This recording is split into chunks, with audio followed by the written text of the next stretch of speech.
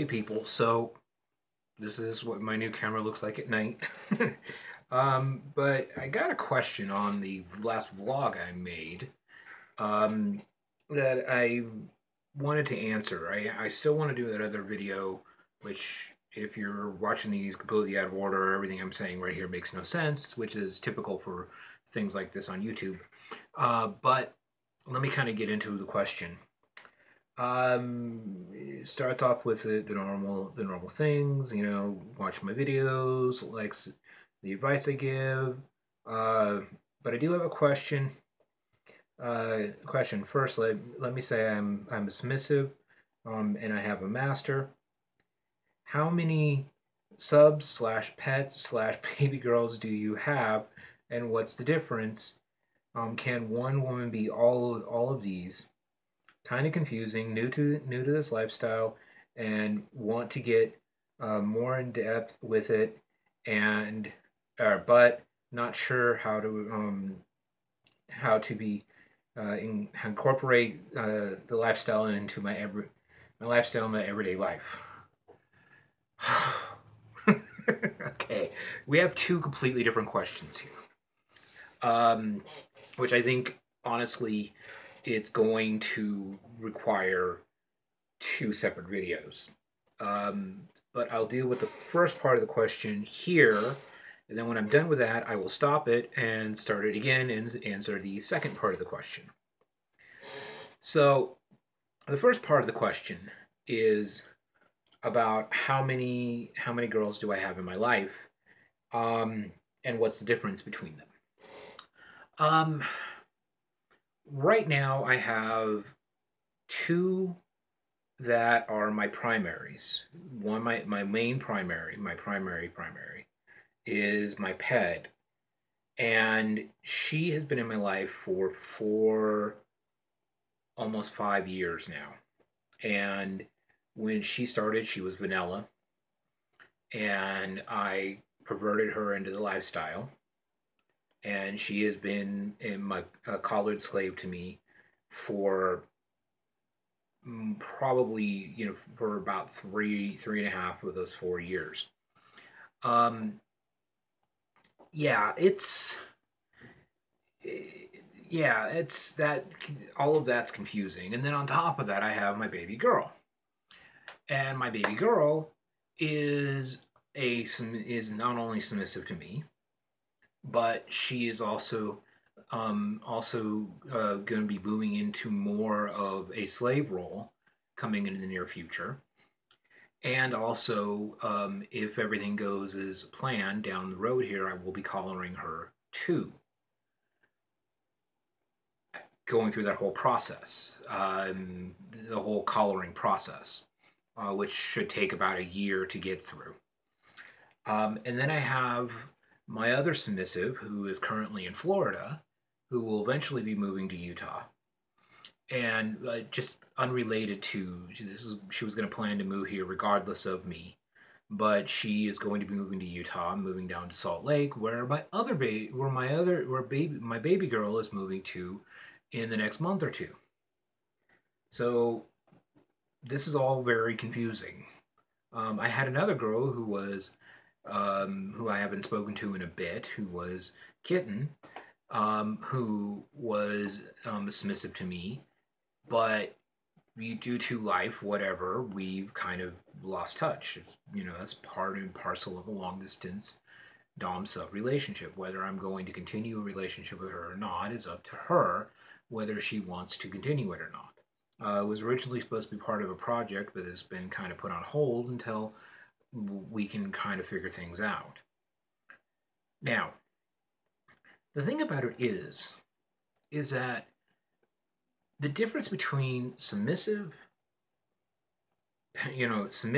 pet, baby girl, slave, is a very fluid thing.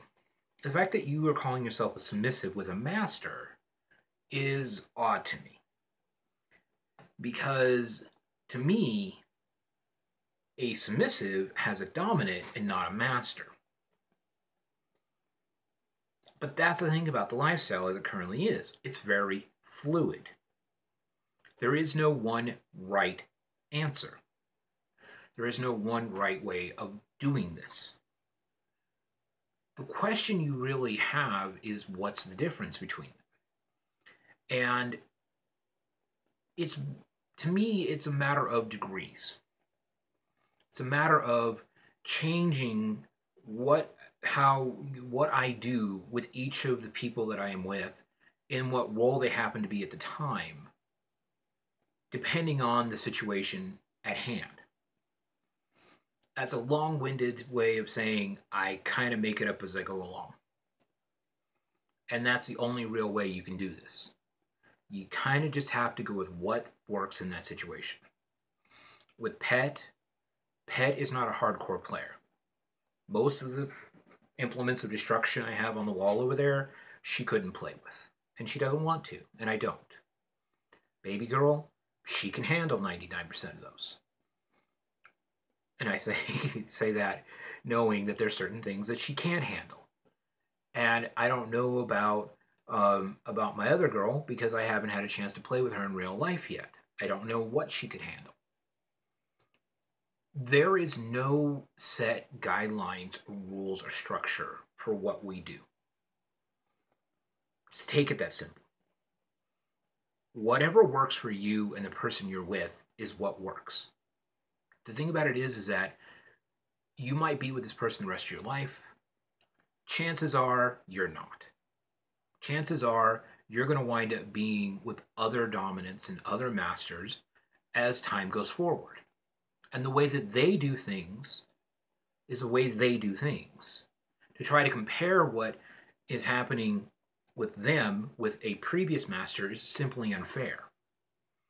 And I say this also to the male submissives out there. If you have a female dominant, it is unfair for you to say, well, this is the way I was pegged by my previous dom, and you're not doing it the same way, so I don't like it. Then why are you not with the previous dom? You have to understand that what you are doing now, if it works for you, work it as long as you can. Everything that I do with each of my girls is specifically for them.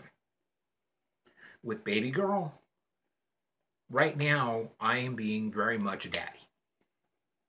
I am being a dominant who is more caring about what she is, but I'm not going full master on her. With Pet, I am her master, but I am very loose. There's not a lot of high protocol. It's not a lot of detail-oriented things. It's a lot of just what works for us. To the outside world, what we do looks very vanilla. But I know me. I know what I do. Okay? I have no problem when I get her in this room stripping her naked and playing with her without even asking. Is it okay if I take off your top? Is it okay if I do? No, I just grab her shirt, pull it up, grip on it, take off her bra, pull down her pants, and I fuck her. I don't ask permission. That permission was already granted a long time ago, and she knows that she has her safe words if she ever wants to stop me. This is what safe words are for. We have created a dynamic that works for us. Same thing when I'm playing with baby girl. I just do what I want. I do what I want, and she knows if she wants to stop me, all she has to do is use a safe word. It's that simple. Communication is 99% of this. When it comes down to it, it's that 1% negotiation, 99% communication. You cannot get away without the communication. In what we do, I think this is one of the reasons why what we do is healthier than most of normal society, is the fact of the massive amount of level of communication that's vital for what we do. If I am not communicating and they're not communicating to me our needs, wants, and desires, how can I do what I do? I'm not a mind reader. And for the person who I'm doing this for, your master, he's not a mind reader. He might be able do what I do, and I don't know most other dominants, you know, if they can do what I do, but I'm really good at reading people. I'm really good at looking at a situation and reading a person and knowing what they're feeling without them saying a word. But I still ask. So, like I said, the differences of what a submissive is to what a pet is to what a baby girl is to what a slave is a matter of degrees. It still starts at the same level, and it's just a matter of ramping it up or down or going left and right. That's literally all it is. It's doing what's right for the individual you're playing with. So, your other question I will deal with in the next video. That's it for now. Be well and safe.